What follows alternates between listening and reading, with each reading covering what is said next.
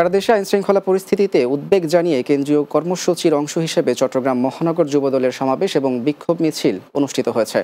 চট্টগ্রাম সদরঘাট থানা যুবদল নেতা আবু তালিব লিটনের নেতৃত্বে এই বিক্ষোভ সমাবেশ ও মিছিল হয়।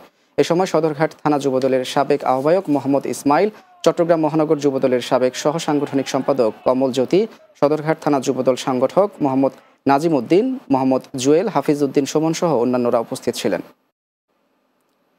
চট্টগ্রামের সাতকানিয়া পৌরসভার দেওয়ানহাট বাজারে ইজারাদার কর্তৃক অতিরিক্ত ইজারা আদায়, ব্যবসায়ীদের হেনস্থা, হুমকি প্রদান ও ইজারা বাতিলের দাবিতে মানববন্ধন ও বিক্ষোভ মিছিল অনুষ্ঠিত হয়েছে।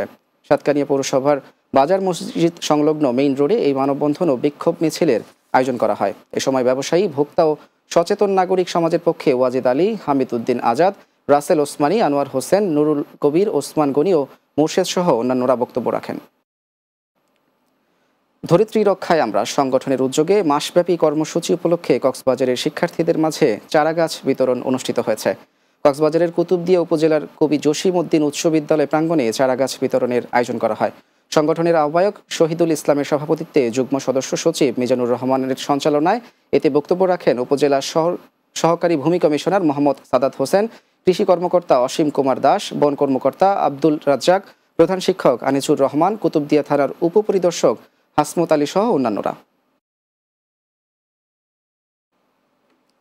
শেষ করব দিনের বাংলা, তবে যাবার আগে সংবাদ শিরোনামগুলো জানিয়ে দিচ্ছি আরও একবার।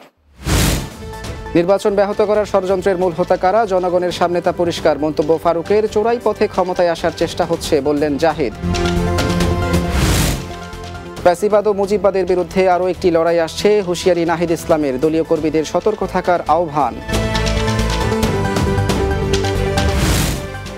গণঅভ্যুত্থানে পেশাগত দায়িত্ব পালনে 6 সাংবাদিক প্রাণ হারালেও পাননি রাষ্ট্রীয় কোনো স্বীকৃতি। তাদের পরিবার এখনও পায়নি কোনো স্থায়ী সহায়তা। এবং রাজধানীতে বেড়েছে সব ধরনের মুরগির দাম, ঊর্ধ্বমুখী মাছ ও চালের বাজারও, তবে কিছুটা কমেছে কাঁচা মরিচের ঝাঁজ।